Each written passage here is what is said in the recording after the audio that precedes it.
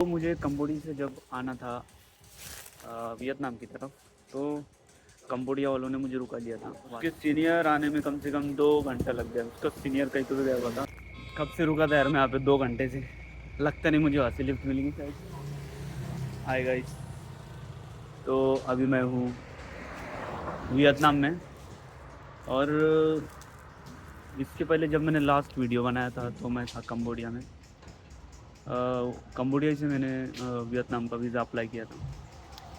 तो मुझे कंबोडिया से जब आना था वियतनाम की तरफ, तो कंबोडिया वालों ने मुझे रुका लिया था। वहाँ से वियतनाम की तरफ नहीं बढ़ने दे रहे थे, पता नहीं क्यों। जैसे मैं इमिग्रेशन के पास गया, मैंने कहा मुझे वियतनाम की तरफ जाना है, तो उन्होंने कहा रुको आप बैठो, बोले इनका पहले करने दो, मतलब ऐसे वेट वेट बोला उन्होंने। फिर उन्होंने मुझे साइड में बिठा के रखा। उसने फिर उसके सीनियर को कॉल किया। उसके सीनियर आने में कम से कम 2 घंटा लग गया। उसका सीनियर कहीं तो गया हुआ था, तो उसको कॉल किया। तो पता नहीं उन्होंने मुझे क्यों रुकाया था। फिर वो सीनियर जब आया तो उसने मुझसे पूछते हो कि आपको वियतनाम जाके वापस आना है क्या। मैंने कहा नहीं, मुझे वियतनाम से सीधा लाओस जाना है। लाओस में फिर वियतनाम से सीधा लाओस चला जाऊँगा। तो बोले ठीक है, बोले कोई बात नहीं, बोले सिस्टम ले लें। फिर उसे शायद वो कुछ तो बोल रहा था, भाई से सिर्फ स्टैम्प देना था, ऐसा वगैरह कुछ। तो ऐसा कुछ नहीं, सिर्फ 2 घंटे तक बिठा के रखा था। फिर उसने स्टैम्प दे दिया मुझे आउट का, और फिर मैं वियतनाम की तरफ आया। जैसे मैं वियतनाम की तरफ आया तो कंबोडिया से सब कुछ चेंज हो गया एग्जैक्टली। जैसे कंबोडिया में होता है रोड्स वगैरह, लोग वगैरह, तो एकदम चेंज हो गया जैसे बॉर्डर क्रॉस किया वैसे ही। और यहाँ पर कंबोडिया से अगर कंपेयर करें यहाँ पर के एक दिन के खाने की, तो बहुत सस्ते है, डायरेक्ट आता है। यानी कि 200 में जो मिलता था यहाँ पर 100 में मिल जाता है।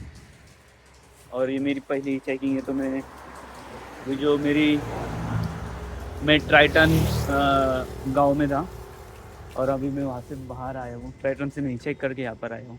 वो मैं बंदा गया अभी, तो मैं यहाँ पर भी वैसे ही चेक करने वाला हूँ। यहाँ पर तो मुझे बहुत टाइम हो गया, तो यहाँ से मैं ही चेक करके अभी जाने वाला हूँ। क्या नाम था होगा,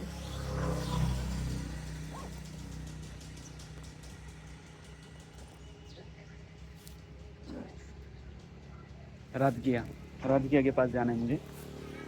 तो यहाँ से कम 144 किलोमीटर है। अभी मैं आ जाऊँगा, यहाँ पर देखूँगा मुझे लिफ्ट मिलती है अभी। तो वहाँ से तो मुझे नहीं मिली। थोड़ा आगे से चल के हमें कम से कम 1 किलोमीटर चल कर आया हूँ। अभी यहाँ पर थोड़ा सा मेरे को पुल के पास, और यहाँ से देखूँगा मुझे लिफ्ट मिलती है कि नहीं। और मेरे पीछे एक नदी, छोटी सी नदी पर बहुत बड़ी बड़ी बोट चलती है। ये देखना कितनी बड़ी बोट्स है, बहुत बड़ी बोट्स है। और नदी छोटी सी,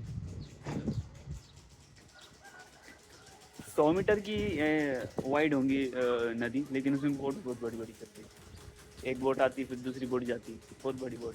तो अभी यहाँ से देखूँगा मुझे लिफ्ट मिलती है या नहीं। अभी तो ठीक। कब से रुका था यार मैं यहाँ पे, 2 घंटे से। लगता नहीं मुझे वहाँ से लिफ्ट मिलेगी शायद। वो जगह में कुछ प्रॉब्लम है शायद, गाड़ी रुका नहीं सकता ऊपर, ऐसा कुछ तो भी मुझे लगता है। तो वहाँ पर नहीं रुक सकता, मैं थोड़ा आगे आके रुकूँगा, उसके बाद देखूँगा लिफ्ट मिलती है ये। बहुत कब से रुका था यार मैं यहाँ पे, अच्छा खासा टाइम हो गया था वहाँ पर। आगे आके रुकूँगा थोड़ा, इतनी बात है। इस जगह पे गर्म बहुत होता है यार। कंबोडिया से तो थोड़ा कम ही है, लेकिन गर्म बहुत ज़्यादा होता है, और धूप भी बहुत ज़्यादा है,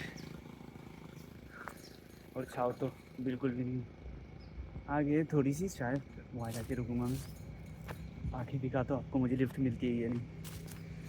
थोड़ा मुश्किल है यार वियतनाम में लिफ्ट मिलना, क्योंकि जो टैक्सी होती है वो होती है इसके जैसी, अपने बाइक और टैक्सी सेम ही दिखते ना है। उस पर कुछ कुछ होता है कि ये टैक्सी और ये कमर्शियल बाइक या प्राइवेट बाइक, ऐसा कुछ सिंबल नहीं होता है। बाकी तो समझ में आ जाता है। तो आगे चलते हैं यार, बहुत धूप है यहाँ पर। थोड़ा अलग टाइप से चेक करूँगा शायद मैं यहाँ पर बैग टांग कर। देखता हूँ यार, मिलती है नहीं। ये भी ऑप्शन ठीक है। बोर्ड बताता हूँ मैं आपको कितनी बड़ी चलती है यहाँ पे। ये देखना कितनी बड़ी बोट है। और नदी ज़्यादा बड़ी भी नहीं है। मैं अभी दिखाता हूँ आपको नदी कितनी बड़ी है। ये नदी सिर्फ है, अब देखना है बोट कितनी बड़ी।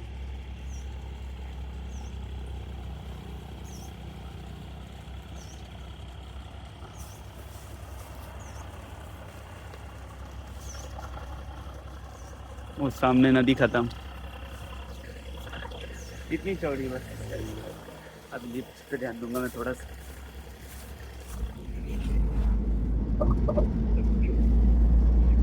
3 घंटे के बाद लिफ्ट मिली मुझे, 3 घंटे। पहली जगह पे 2 घंटे तक रुका था, उसके बाद आया था मैं आधा घंटा दूसरी जगह पे, उसके बाद थोड़ा और आ गया। तो जब ये भैया ने मुझे लिफ्ट दिया, बैठने के लिए जगह नहीं, लेकिन ठीक है, मेरा बैग मैंने कैसे रखा है। अच्छा वो लिफ्ट मिल गई। पता नहीं मुझे क्या बोल रहे, बोल रहे वहाँ जाने वाले शायद हो, उसके आगे नहीं आएंगे। जो भी मिला हो ठीक है, लेकिन अभी पहुँचे बाद अब फिर से मैं भेज सकता। तो भैया ने मुझे यहाँ तक की लिफ्ट दे दिया। ज़्यादा बड़ी तो नहीं, 5-6 किलोमीटर की थी, लेकिन वहाँ से थोड़ा आगे आ गया। तो अभी अभी ऐसा लग रहा है कि लिफ्ट मिलेगी।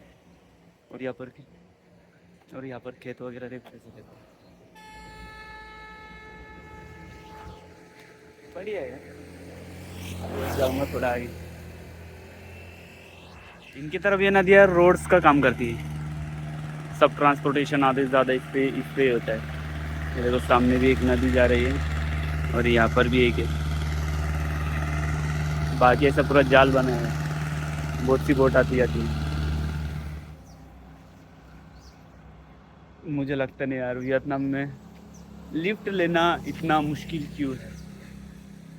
क्या मेरे पास इतना बड़ा बैग है इसलिए मुझे लिफ्ट नहीं दे रहे, क्या पता नहीं यार उन्हें क्या लग रहा होगा। लेकिन वो मेरे शूज़ को बार बार देख रहे, पता नहीं उनके लिए बहुत नया हूँ शायद मैं, इसलिए।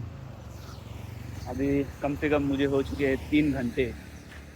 3 घंटे के 3 घंटे मुझे सिर्फ एक ही लिफ्ट मिली, और भी सिर्फ 4-5 किलोमीटर। स्टार्टिंग में मिले एक मिली थी, लेकिन उन्होंने सिर्फ सिटी से बाहर निकाला था मुझे 1-2 किलोमीटर के लिए, इससे ज़्यादा नहीं। बाकी उसके बाद मुझे एक लिफ्ट मिली, एक छोटा सा टेम्पो था, उसने मुझे लिफ्ट किया 5-6 किलोमीटर के लगभग किया। उससे फिर मैं कम से कम तो मैं 4-5 किलोमीटर तो मैंने चल ही लिया।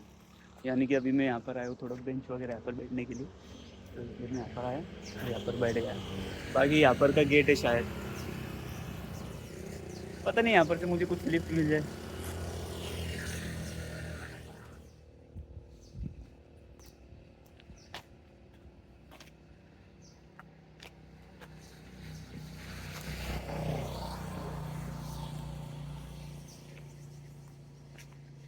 गाड़ी भी जल्दी नहीं आती यार यहाँ, और बाइक्स के सिवा बाइक ही ज़्यादा जल्दी आ रहा है, कार वगैरह बहुत कम है।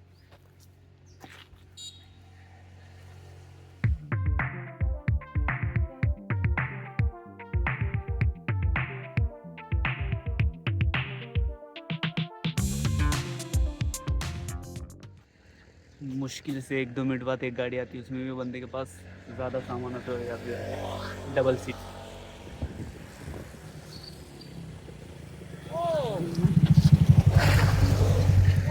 You going here? You going here? No. Con đây à? Ôi Sài Gòn đi hả?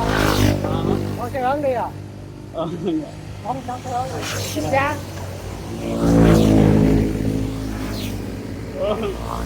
On. Đây đâu? अरे पता नहीं यार क्या बात है,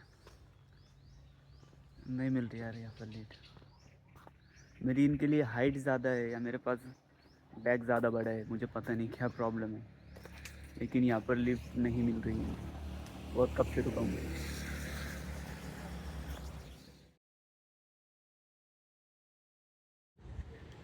तो मुझे लिफ्ट डायरेक्ट, मुझे जहाँ आना था वहाँ तक मुझे लिफ्ट मिल गई।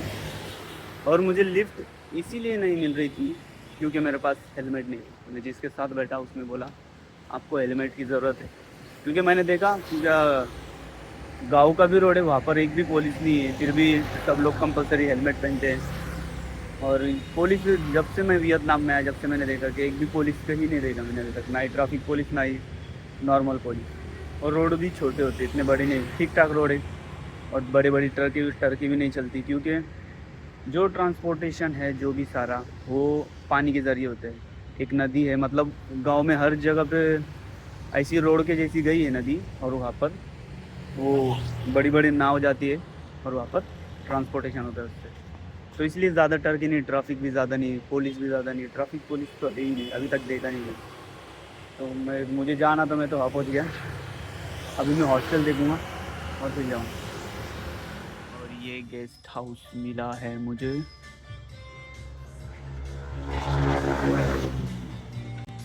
सिर्फ और सिर्फ 350 रुपये का, जो कि मैं राजगिया